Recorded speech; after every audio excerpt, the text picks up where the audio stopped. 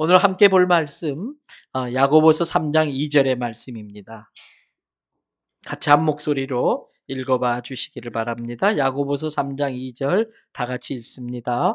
우리가 다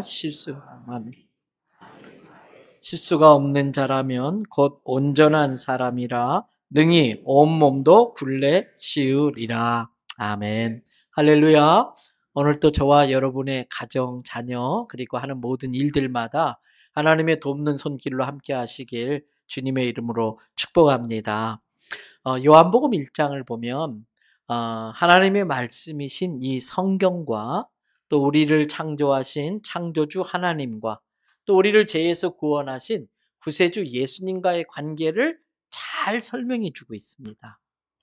살펴보면 지난주에 외우셨던 요한복음 1장 1절의 말씀 같이 한 번 더 암송해 주시겠습니까? 태초에 말씀이 계시니라. 이 말씀이 하나님과 함께 계셨으니 이 말씀은 곧 하나님이시니라. 말씀이 곧 뭐라고요? 하나님이시다. 이걸 뒤집으면 하나님은 곧 말씀이시다 그랬어요. 계속해서 4절 말씀을 보세요. 그 말씀 안에 뭐가 있다고요? 생명이 있답니다.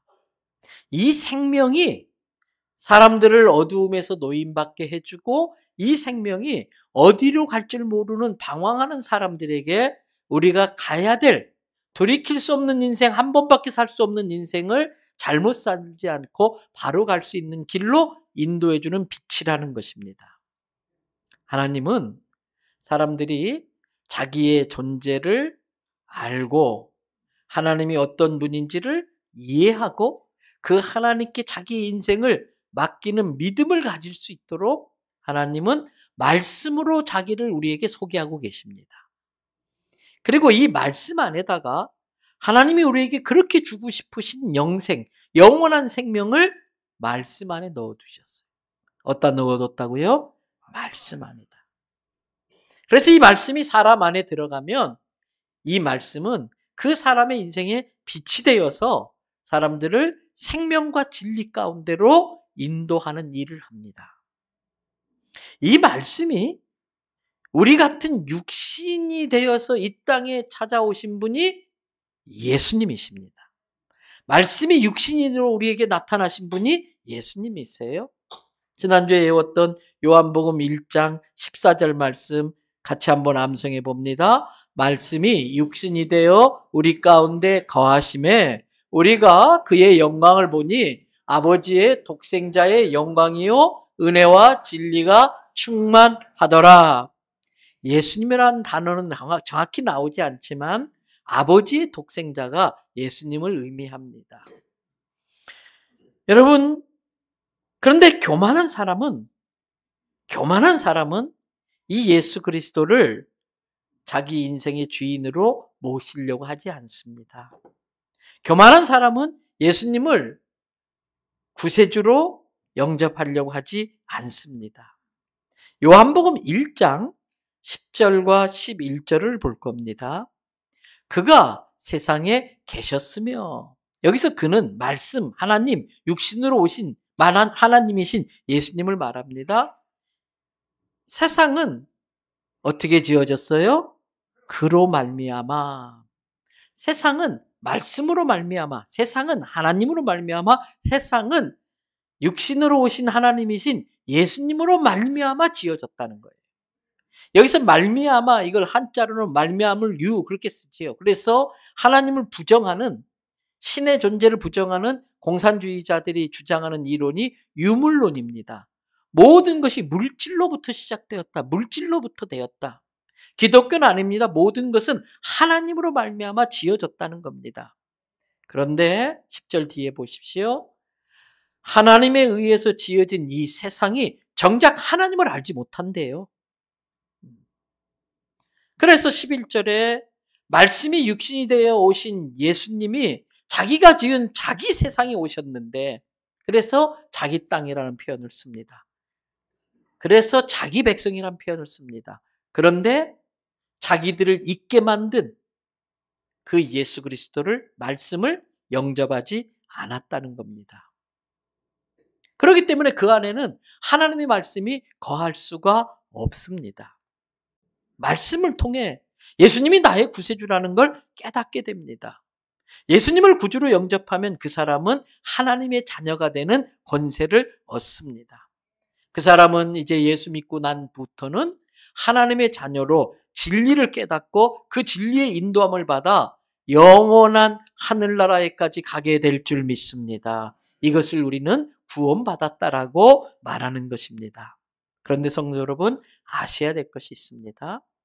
우리가 믿음으로 예수 그리스도를 영접함으로 말미암아 하나님의 말씀이 우리 안에 거하면요, 사람이 달라집니다.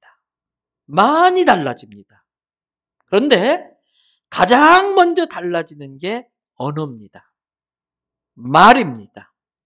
왜냐하면 하나님은 말씀이시고 그 말씀이 육신이 되어 우리 가운데 오신 분이 예수님이십니다. 그래서 예수님이 내 안에 들어오시면 가장 먼저 말이 달라짐으로써 예수님이 그 사람의 안에 들어갔다는 것을 알 수 있게 됩니다. 무엇보다도 생명의 근원, 말미암아 모든 것을 존재하게 만드는 생명의 근원이 되는 말씀이 들어가면 그 사람은 말을 통해서 생명 역사를 일으킵니다. 예수님을 주인으로 모신 사람은 말로 하나님의 영광을 드러냅니다. 말로 자기의 구원을 증언합니다. 말로 다른 사람에게 자기가 받은 예수 생명을 나누어 줍니다. 말로 죽어가는 생명을 소생시키는 일을 할 수 있게 됩니다. 그러므로 내가 진짜 예수님을 믿고 예수님을 내 인생의 주인으로 모시고 사는 사람은 내 말부터 성령의 지배를 받고 있는지를 점검하셔야 돼요. 내 말이 성령의 지배 아래 있어야 정말 예수님 믿는다고 하는 증거인 것입니다. 내 말이 사람에게 생명을 불어넣고 있는가, 아니면 사람의 생명을 병들게 만들고 죽어가게 만드는가, 내 말부터 점검하셔야 됩니다. 잠언 18장 21절에 나오는 말씀이에요. 같이 한번 읽어봐 주십니다. 죽고 사는 것이 혀의 힘에 달렸나니 혀를 쓰기 좋아하는 자는 혀의 열매를 먹으리라. 말씀 그대로 띄워놔 주세요. 죽고 사는 것이 어디에 달려있다? 혀에 달려있다. 죽고 사는 것이 혀에 달려있다는 의미가 뭡니까? 혀를 잘 놀리면 죽을 사람도 살려낼 수 있다는 거예요. 그런데 혀를 잘못 사용하면 멀쩡한 사람도 죽게 만든다는 거예요. 죽을 지경에 빠뜨리게 만든다는 뜻입니다. 혀를 쓰기 좋아하는 자는 혀의 열매를 먹으리라 그랬어요. 혀의 열매를 먹는다는 게 뭡니까? 지금 여러분, 내가 쓴 열매를 먹든 단 열매를 먹고 있든, 지금 내가 먹고 있는 그 열매는 지난날 내가 혀를 어떻게 사용했느냐, 그 혀를 사용한 것에 따라서 맺어진 열매를 먹고 있다는 거예요. 그래서 잠언 6장 2절을 보십시오. 다 같이 또 한번 읽어봅니다. 내 입의 말로 뇌가 얽혔으며 내 입의 말로 인하여 잡히게 되었느니라 그랬어요. 말씀 그대로 놔두세요. 얽혔다는 게 뭐예요? 걸려들었다는 거예요. 지난날 내가 했던 말들이 올무가 되고 덫이 되고 그물이 되어서 내 인생을 얽어매어서 꼬여버렸다는 겁니다. 내 입의 말로 인하여 네가 지금 잡히게 되었다는 거예요. 그러므로 우리는 혀를 잘 사용해야 됩니다. 왜? 혀에는 하나님이 주신 권세가 있기 때문에 그렇습니다. 잠언 10장 8절 말씀입니다. 마음이 지혜로운 자는 계명을 받거니와, 정말 지혜로운 사람은 겸손해서 하나님의 말씀을 마음에 받아들입니다. 그러면 그 마음에 있는 말씀이 지혜가 되어서 입으로 나옵니다. 반대로 하나님의 말씀을 받아들이지 않으면 자기가 주인인 거예요. 자기 생각이 그 안에 있는 거예요. 사람의 생각은 항상 미련한 겁니다. 그래서 그 사람 속에 있는 게 입으로 튀어나오는데 그게 미련한 말들이고, 그 미련한 말이 그 사람의 인생을 어떻게 만들어버려요? 멸망시킨다는 겁니다. 그래서 말이 뭐가 된다? 씨가 된다는 거예요. 말은 항상 양면성이 있습니다. 동전의 양면 같습니다. 말에는 창조의 힘과 저주의 힘이 동시에 있습니다. 그래서 이 말을 어떻게 사용하느냐에 따라서 창조의 힘이 발휘되기도 하고 저주의 힘이 발휘되기도 합니다. 그래서 오늘 설교의 제목이 뭐예요? 설교의 제목이 사용하기 나름. 말은 동전의 양면이기 때문에 어느 쪽을 보여주느냐, 어느 쪽을 사용하느냐, 사용하기 나름인데 이 말이 나오는 혀를 길들이지 않으면 큰 화가 미칠 수 있습니다. 오늘 본문인 야고보서 3장 8절부터 10절을 보십시오. 혀를 능히 길들인 사람이 있다 없다? 없다. 근데 아주 없다는 그런 의미보다는 혀를 그만큼 길들이기가 힘들다 그런 뜻이에요. 그런데 이 혀를 길들이지 않으면 이 혀에서는 쉬지 아니하고 악이 나와요. 쉬지 않고 악이 막 쏟아져요. 그 혀에서 나오는 말에는 독이 가득히 차 있어요. 그래서 9절에 이 혀를 가지고, 입을 가지고 주 아버지 하나님을 찬송하기도 하지만 이 말을 가지고 하나님의 형상대로 지음받은 하나님의 존귀한 자녀들을 어떻게 해요? 저주도 한다는 거예요. 10절 어떻게 한 입에서 찬송과 저주가 같이 나올 수 있느냐? 형제들아, 이것은 마땅하지 아니하다. 그러므로 신앙생활이 뭘까? 어떻게 생각하면 신앙생활은 그 혀를 길들이는 것으로부터 시작된다고 볼 수 있어요. 다른 게 신앙생활이 아니라 내 말을 훈련시키는 것부터 신앙생활이 시작된다고 볼 수 있습니다. 왜요? 혀의 위력이 대단하기 때문에 그래요. 야고보서 3장 2절부터 5절을 보세요. 2절에 보니까 우리가 다 뭐에 실수가 없으면 말에 실수가 없는 자라. 모두 실수투성이죠, 우리는. 그런데 말에 실수가 없다면 다른 건 실수 많이 한다 할지라도 말에 실수가 없으면 그 사람을 온전한 사람이라고 인정할 정도라는 거예요. 그래서 이 말을 실수 없게 잘 훈련시키면 온 몸을 굴레 씌운 것과 똑같다는 거예요. 이 굴레가 뭐냐? 3절에 야고보 사도는 이렇게 예를 들어요. 여러분, 사람의 힘이 셉니까? 말의 힘이 셉니까? 예. 대답을 이렇게 확실하게 해주셔요. 예. 근데 그 힘센 말도요, 입에 재갈 딱 묶여서 딱 끈을 묶으면 사람이 이쪽 당기면 오른쪽으로 가요. 이쪽 당기면 왼쪽으로 당겨요. 그렇게 빨리 당기는 말도 두 끈을 딱 잡으면 타다닥 서버려요. 입에 물린 재갈로 그 말, 그 힘센 말을 다스리는 거예요. 4절에 보니까 배를 봐라. 우리 4층에 해양대학 교수하셨던 김길수 집사님 계신데 배에 대해서 전문가세요. 우리나라 최고의 전문가예요. 제 아들, 큰아들이 전 세계에서 제일 큰 배를 탄 적이 있었어요. 운동장 3개보다 더 큰 배를 탔는데 그 배가 광풍에서 밀리지 않고 가고 싶은 방향으로 가도록 모든 걸 통제하는 건 배 뒤에 키라는 게 있는데 그 배의 덩치에 비하면 그 키는 너무 작아요. 그런데도 그 키 하나 때문에 배가 선장의 뜻대로 운행하는 거예요.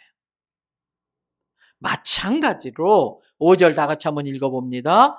이와 같이 혀도 작은 지체로 돼 큰 것을 자랑하도다. 보라, 얼마나 작은 불이 얼마나 많은 나무를 태우는가. 혀가 작은 지체지만 우습게 보지 말라. 큰 것을 자랑하도다. 이게 그 뜻이에요. 우습게 보지 말라는 거예요. 그러면서 또 야고보 사도는 불을 예화로 들잖아요. 아주 작은 불이 그 엄청난 곳을 불태우고 많은 사람을 지금 이렇게 힘들고 하고 있잖아요. 오늘 본문의 8절 말씀처럼 길들이지 않는 혀는 쉬지 않고 악을 냅니다. 그러면서 그 악에서는 사람을 죽이는 독이 뿜어나온다고 그랬어요. 그러므로 사람은 뭘 조심해야 되겠어요? 말을 조심해야 돼요. 특히 예수 믿는 사람은 더 조심해야 됩니다. 왜? 예수 믿는 사람의 말에는 권세가 있기 때문입니다. 창조하는 권세와 양면성이 있다고 그랬어요. 파괴하는 권세가 동시에 있습니다. 때문에 창조하는 권세는 사람 살리는 데 쓰셔야 돼요. 창조하는 권세는 사람 살리는 데 써야지 파괴하는 권세로 사람 죽이는 데 쓰면 안 돼요. 파괴하는 권세는 마귀를 결박하는 데 쓰셔야 돼요. 예수 믿는 사람이 말을 조심해야 될 이유는 그 말에 예수님께서 능력을 주셨기 때문입니다. 살리는 능력과 죽이는 능력을 줬어요. 사람의 말은 사람을 살리는 데 써야지 사람 죽이는 데 쓰면 안 돼요.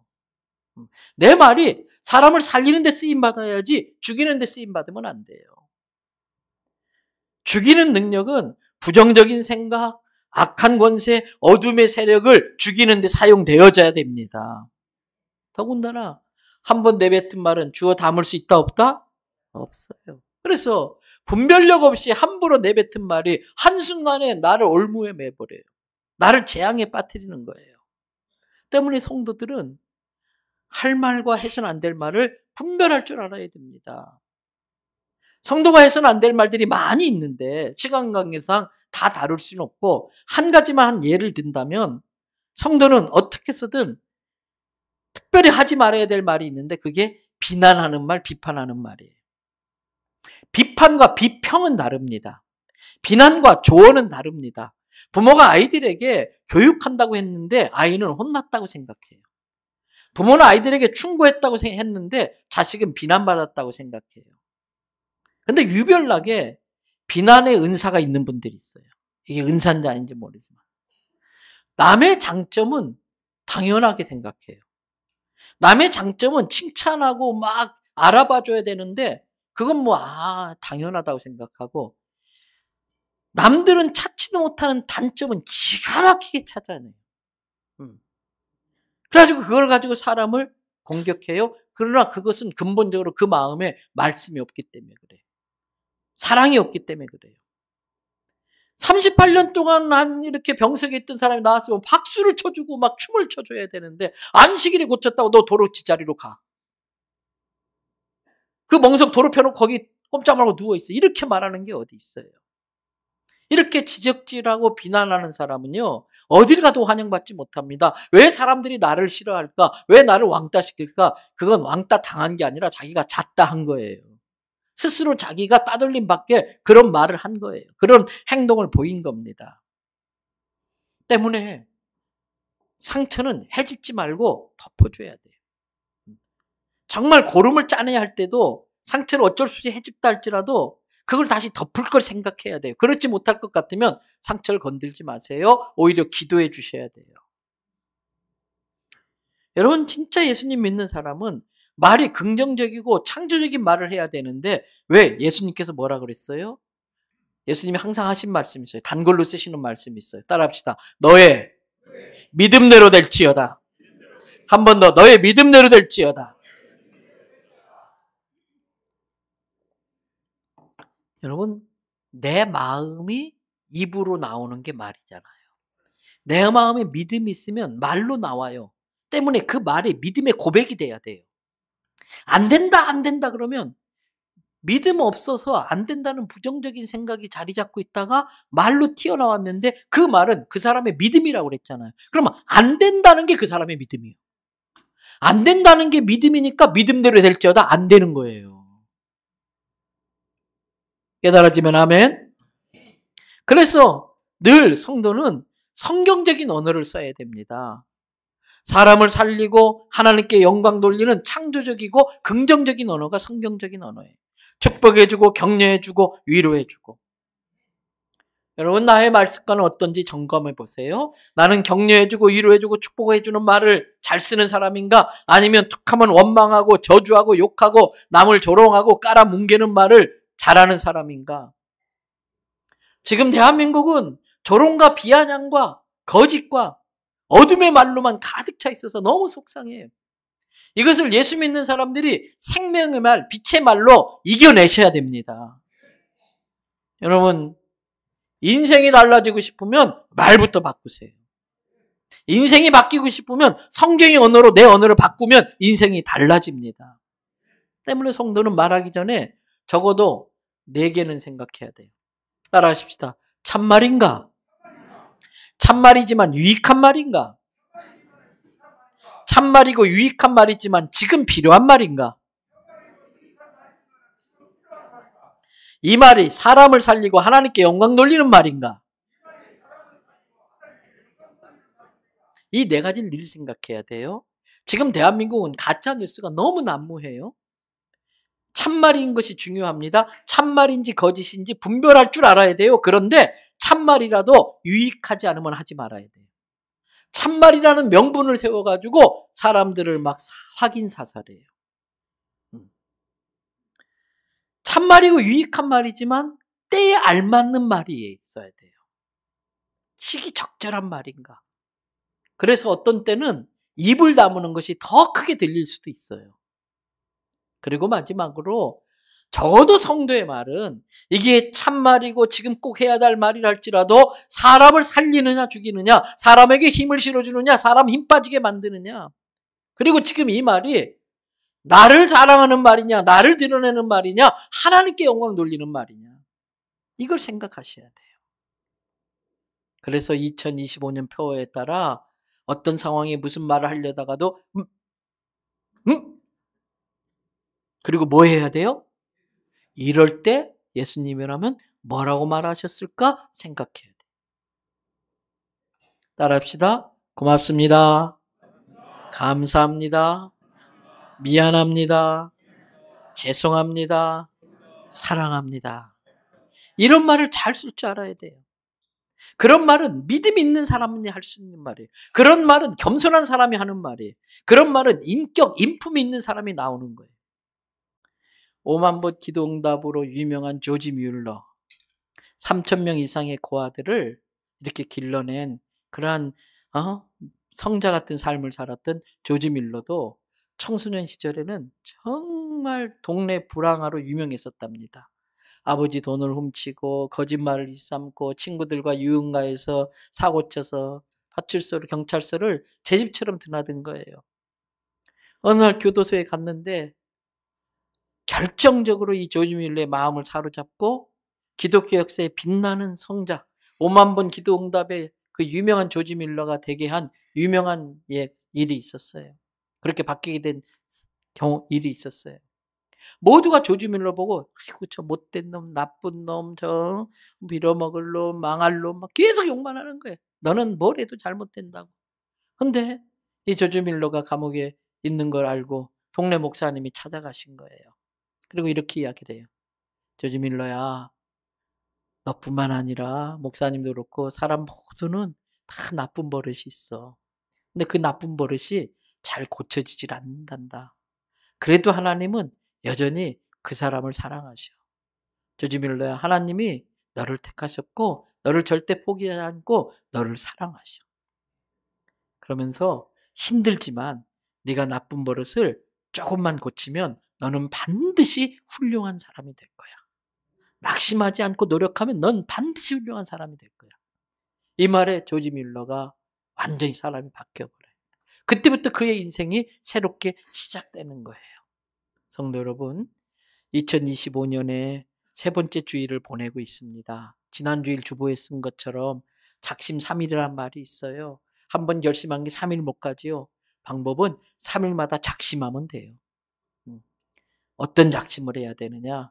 2025년 내내 이럴 때 예수님은 어떻게 하실 건가 물어보고 말하고 물어보고 행동하자. 하나님의 말씀을 머릿속에만 집어넣지 말고 PRS로 많은 말씀을 읽지만 이 말씀을 가슴까지 끌어내리고, 그래서 내 속에 있는 말씀에 근거한 믿음의 말, 축복의 말이 선포되어져서 내 가정을 축복으로 만들고 우리 사회를 천국으로 만들고 나 때문에 사람들이 행복해지고 나 때문에 사람들이 하나님의 축복을 받는 역사가 일어나기를 축복합니다. 따라합시다. 혀는 사용하기 나름이다.